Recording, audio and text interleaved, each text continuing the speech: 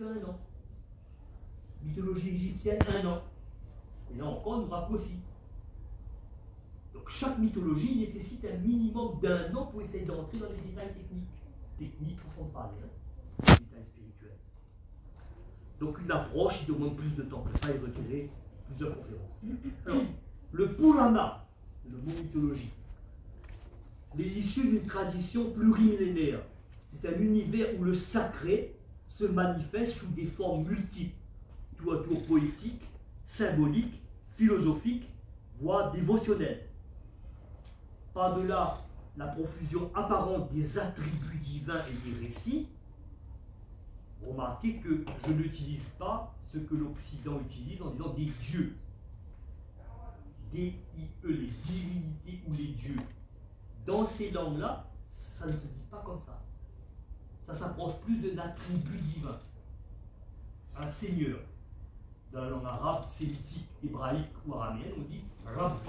Rab. Par exemple, dans la tradition musulmane, il est dit que Dieu est indéfinissable à 99 noms plus 1. Il ne dit pas 100. Hein. Le 1, il est caché, on ne sait pas. Dans ces 99 noms-là, chacun d'entre nous a été façonné par un rab. Par exemple, le rab qui m'habite, ça peut être salam, paix. Le rab qui habite là-haut peut être Kouddous. Donc on doit lier le monde à partir de la lumière de ce rab. Et quand la bismillah l'a dit, lie le monde à partir de la lumière de ton cœur. Donc on a la même formule chez les peuples autochtones, chez les Égyptiens, on l'avait vu, et là, pareil pour les Puranas. Donc, loin de se limiter à une simple croyance populaire, le Puran est intimement lié à des textes sacrés, les Védas, les Upanishads, les Puranas, les Itihasas, Mahabharata, Ramayana, qui conjuguent narration, métaphysique et quête intérieure. C'est une cosmogonie qui se déploie. Il pourrait même faire une université là-dessus. Une université où on a, par exemple, 5 niveaux. Licence première année, licence deuxième année, licence troisième année, master, master. 5 ans, rien que tout ça. Que des professeurs qui enseignent ça. C'est ce qui se faisait dans la tradition indo-persane à telle époque. Après, avec le temps, ces universités sont devenues des petites écoles. Et après, ils ont réservé ça à l'élite. L'élite ne donne jamais de cours à ce niveau-là au premier venu. Donc tous les yogis, les yogas qui vont en Inde pour apprendre, ils vont au CP, par l'université. On va dire grande section, petite section, moyenne section. Et quand ils rentrent en Occident, ils ouvrent des écoles avec petite section. Ils ne sont pas à l'université. Attendez, soyons clairs là-dessus. Plus une cosmogonie où le divin s'exprime dans sa diversité. Alors, la partie technique de la conférence, mais ça y passe rapidement dessus, là, le concept connu que nous connaissons en tant que Trinité, ça se retrouve dans toutes les spiritualités. Le Père, le Fils, le Saint-Esprit. Brahma, Vishnu, Shiva. Chez les Amérindiens aussi.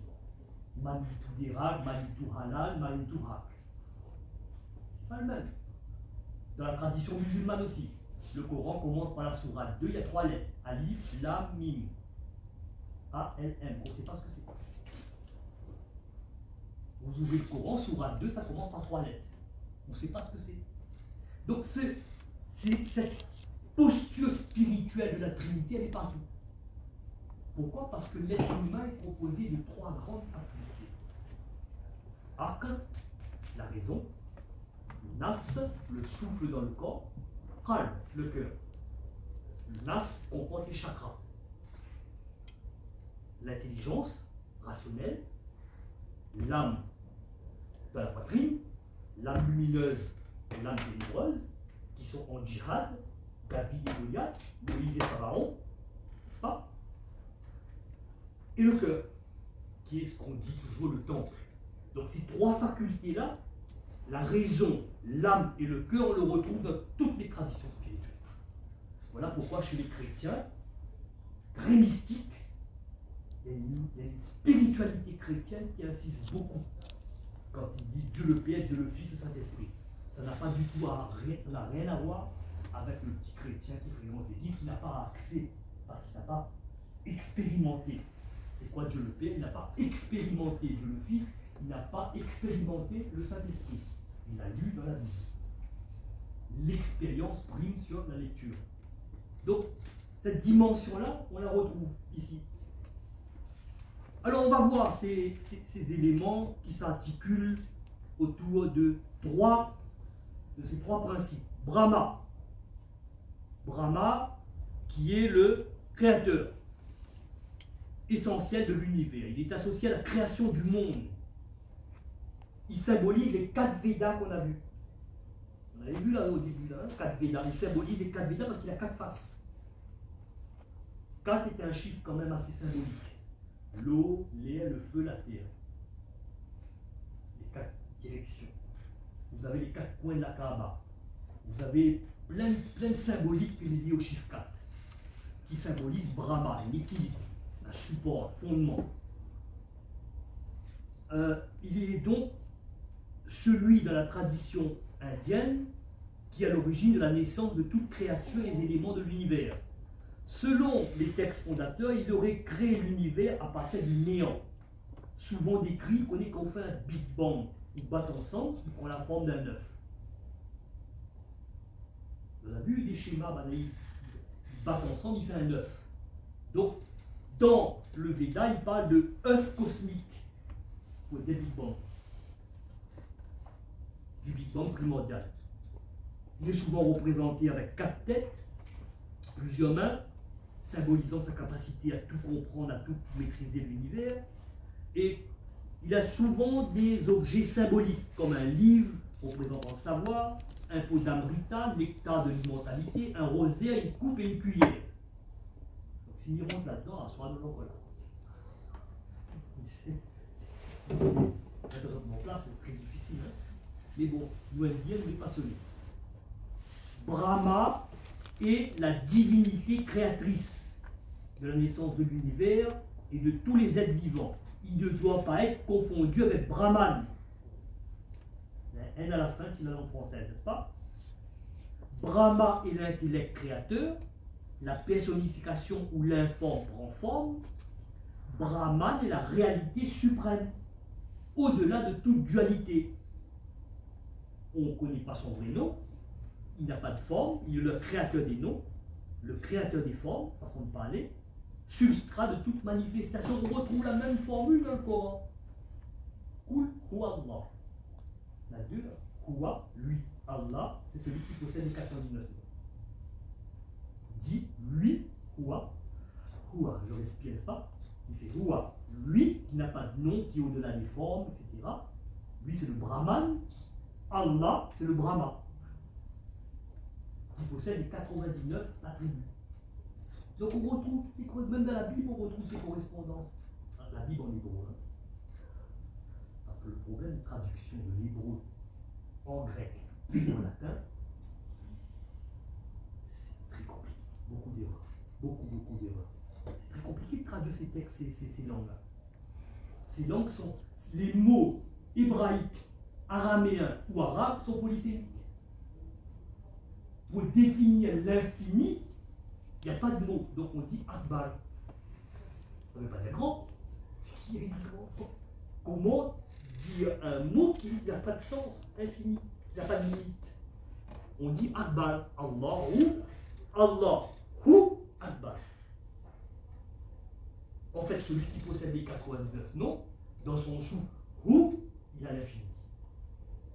Donc moi, on a une complexité dans ces langues-là que, bon, les langues amérindiennes ne sont pas faciles non plus. Hein. Entre le Sioux, Navajo, Apache, etc., Inca et Maya, ça demande du temps. Donc, premier élément, l'élément cœur, Brahma. On vient maintenant à l'élément âme, Vishnu. Vishnu, qu'on appelle le protecteur, le gardien de l'ordre cosmique sacré, le Dharma. Et il préserve l'ordre du monde. C'est le même principe qu'on retrouve un peu partout dans les traditions spirituelles. Il se manifeste sous forme d'avatara. Regardez, ma bien, c'est pas le mot. Avatara. Rien à voir avec avatar. Ava, c'est un verbe qui signifie descendre. Tara, c'est un suffixe qui signifie celui qui traverse. Ça veut dire que si vous portez un des attributs divins de Dieu dans votre cœur, vous êtes des avatara. Vous êtes l'expression de sa manifestation. Vous avez pris forme. Donc Vishnu est l'expression de ces avatars. Ils se manifestent dans différentes formes. Parmi eux, la Rama, Krishna, que nous revoit dans la Bhagavad Gita. On a un concept qui ressemble à ça dans les traditions sémites, et c'est Nazir, celui qui descend. En fait, c'est celui qui n'a pas de nom, qui n'a pas de forme, qui descend, donc il y a une descente spirituelle, et qui, en arrivant dans la matière, prend forme. Avatar. Avatar. Rien à voir avec le film. Donc c'est pour dire que, associé à l'image de celui qui traverse, Avatara désigne la manifestation des attributs divins sur Terre. Voilà 10 avatars de Vishnu. Bon, mais il ne peut pas faire trop long parce que si on dit ça, il ne voit plus rien. Bon, là, on a réduit le maximum qu'il peut. 10 avatars, Vishnu prend forme. C'est les 10 connus, il y en a d'autres. Hein.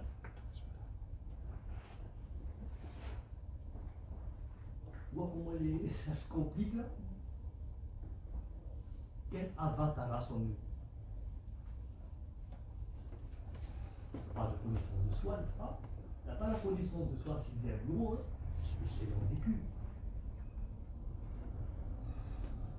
Donc, premier élément, Brahma, qui symbolise le cœur. Deuxième élément, Vishnu, qui symbolise l'âme. Maintenant, on arrive à la raison. À la raison, c'est bien évidemment, qui s'y connaît? Shiva, bien évidemment, vous les connaissez, Shiva.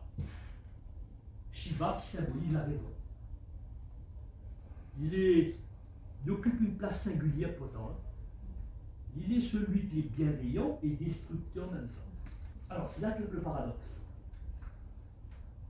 Il révèle vraiment un paradoxe parce que toute fin authentique est une possibilité de commencement. Il incarne la transformation profonde, le processus intérieur par lequel l'âme, à travers les épreuves, et s'élève à travers la moksha, la libération.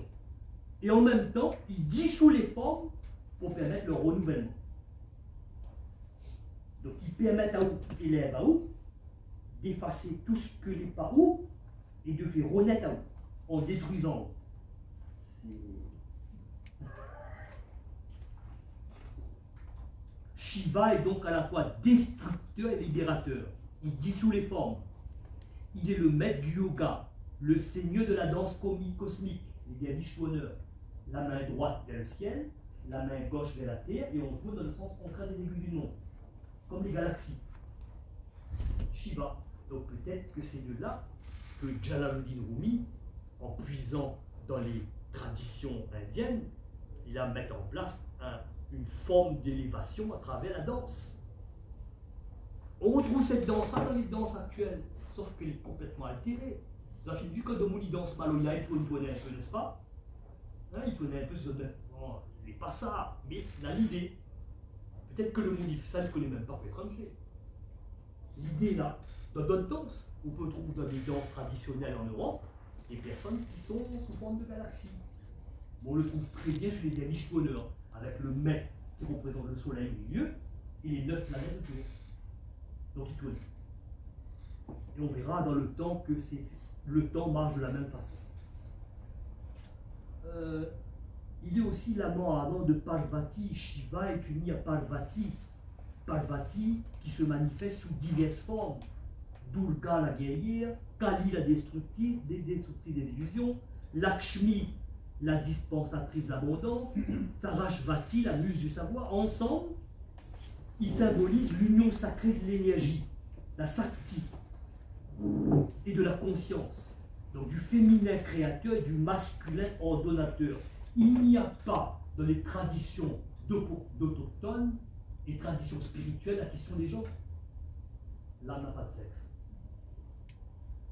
L'âme n'est ni féminin ni masculin. Donc représentation de bataille de l'âme. La Shakti. Shakti. L'énergie vitale. Féminine, non? C'est compliqué parce que Sarasvati, tantôt les masculins, tantôt les féminins. En fait, voilà la face de ma main. Voilà le dos de ma main, n'est-ce pas? C'est moi-même, n'est-ce pas? Là, c'est ma face, les masculins, ici, c'est féminin. Sauf que le temps, comme la gravitation, elle n'est pas linéaire. Donc, on ne voit pas que cette face-là. S'il est linéaire, comme le temps en Occident est linéaire, oui, on voit que la face-là. Donc, c'est un homme, c'est une femme. Mais si ma main fait ça, elle tourne moi. Tantôt, ou à la face masculine, tantôt à la face féminine. C'est l'énergie. L'énergie n'est pas linéaire. L'énergie tournoie. Donc, ce qui fait que dans ces spiritualités-là, on a compris ça dès le départ, que le temps n'est pas que linéaire. Le temps est aussi cyclique que spirale. Spirale. Le temps est spirale. Donc, ce qui fait que tout dépend de la face de ma main qu'on voit, le côté de ma main qu'on voit. Donc, c'est la problématique de ces énergies. On ne peut pas dire les féminines, on ne peut pas dire les masculines. C'est compliqué, ça dépend à quel moment. Donc la Shakti, nous revient dessus, c'est l'énergie active et créatrice du cosmos. À travers elle, le principe divin rend accessible et dynamique, incarné. Voilà ce qui est dit dans une partie de la Gita. Parvati est l'amour qui éveille, Kali est le feu qui brûle l'illusion, Sakti est le courant vital de l'univers. Ensemble, elles ne sont pas seulement les compagnes de Shiva, elles sont Shiva, sous sa forme vivante, vibrante et active. Ça se complique, hein? 3 en 1. Akl, la raison. Ars, le souffle dans le corps, qu'on appelle l'âme, et le cœur. 3 en 1. Brahma, Vishnu, Shiva.